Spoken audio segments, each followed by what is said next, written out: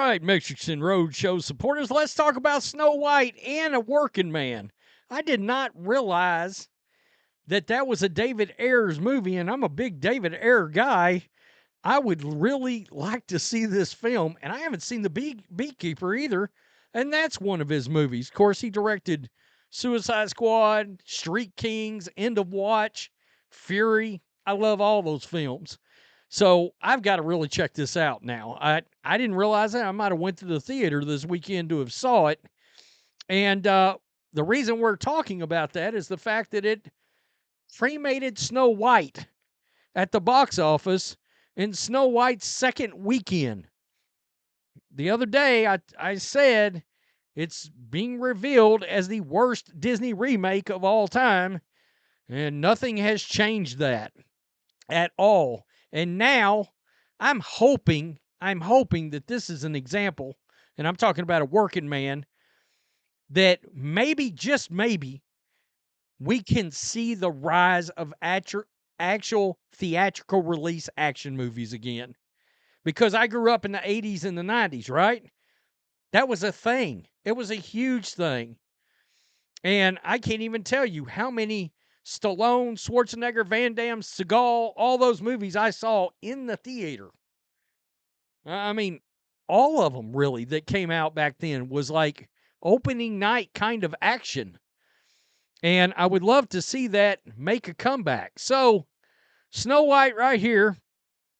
You're looking at this right here, and this average theater take is horrid. $880 per screen on Friday. You're seeing that drop 77%. It took a gargantuan hit. A gargantuan hit. In a surprise win, Jason Statham's action thriller, A Working Man, topped the box office with $15.2 million in its opening weekend. The film from Suicide Squad director released the Ayer cut. David Ayer and Amazon MGM knocked down the previous champion, Disney Snow White, which plummeted more than 66% in its second outing. And that's considering the disastrous opening weekend. After a sleepy $45 million start, Disney's live-action remake of the classic fairy tale has dropped to the number two spot with $14.2 million from 4,200 theaters. Wow. Of course, Rachel Zegler is the princess. Gal Gadot was the evil queen. Has generated $66.8 million domestically and $143.1 million worldwide. It's a disaster. It's a disaster. The tentpole cost above $250 million before factoring in marketing expenses, and we've talked about that. The film cost more like $350 million because there was some reshoots in there. Some people are saying that's one of the flaws with the film is it feels like you can tell it was reshot. And it's kind of all over the place. And it's like, okay, now the prince is actually in the movie. Remember? The prince was a stalker, according to Rachel Zegler, and wasn't going to really be involved in this movie too much, and there was a lot of backlash from that. So, A Working Man earned mixed reviews and a B grade on the Cinema Score exit polls. I have not checked Rotten Tomatoes on this. The audience score. Statham plays a decorated military veteran who emerges from retirement after human traffickers kidnap his boss's daughter. This start is slightly behind Ayer's and Statham's latest collaboration with Amazon MGM, 2024's The Beekeeper, which launched with $16 million. That film ultimately powered its way to a decent $66 million domestically and $162 million globally. And in case you're wondering, you're hearing that and you're like, well, this opened at $15 million. How is it going to do at the box office? Well, I can tell you this. Let me pull this up right here. It drew $30 million worldwide. All right. I did not realize this. Screenwriter, Sylvester Stallone, and David Ayer on this thing. I got to see this shit. I do. I got to. Of course, David Ayer, screenwriter for Training Day. as well back in the day. One of the greatest movies I think ever made.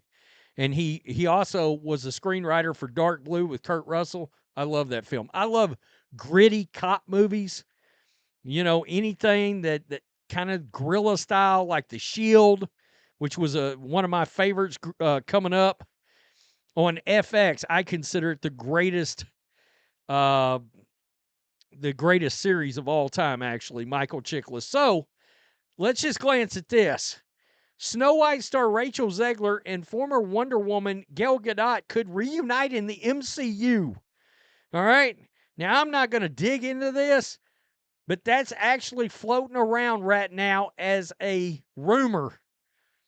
Surely to God, Kevin Feige will not try this, because you want to talk about box office repellent. I mean, there's a lot of theories right now that Rachel Zegler's acting career is a wrap. It's over. Like they will not be able to put her in anything. This isn't like Daisy Ridley or anything like that in all the backlash from Star Wars, because I mean, Ridley didn't blatantly piss off any fan bases. She just acted in a movie that was written a certain way that was terrible, right? So I don't know that there's a ton of animosity, you know, against her or against Oscar Isaac or any of those people. Some reaction here. Snow White is officially a historic flop. And, of course, this was Nerdrotic that threw this up. Hopefully this teaches Hollywood that we want more action movies. I would love for that to be the lesson here. Hey, more action movies and less political agendas and political voices from your actors and actresses. I can't figure out lately if Disney is figuring this out or not. I really can't figure it out. They're getting backlash right now because with the Avengers Doomsday rollout, there's supposedly not enough women in that. And the wokes are losing their minds. The FCC gets done with them. They better be past the DEI business, or Trump's going to follow through on Nell and Disney. I could go for a good Jason Statham action flick. A working man is the fairest of them all. Jason Statham as Snow White could have done better. Probably. Seriously. That is crazy. How can it possibly be a flop when so many people saw themselves on the screen for the first time? A flop of epic proportions. Yeah, Jason Statham committing unrealistic acts of violence. More of that, please.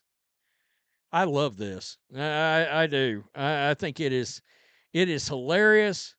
You know, it should teach us something about where Hollywood and film goers, where they really want to be. Rachel Zegler is toxic.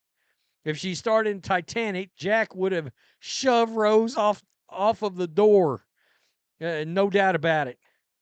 Nice to see David Ayer back on the horse with a hit. And the last one they did together was a hit. Chuck Dixon is winning.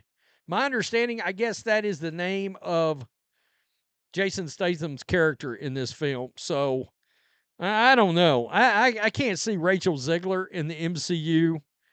I mean, surely Kevin Feige realizes how bad of an idea that would be. Truly. By the way, I just caught up with Daredevil Born Again.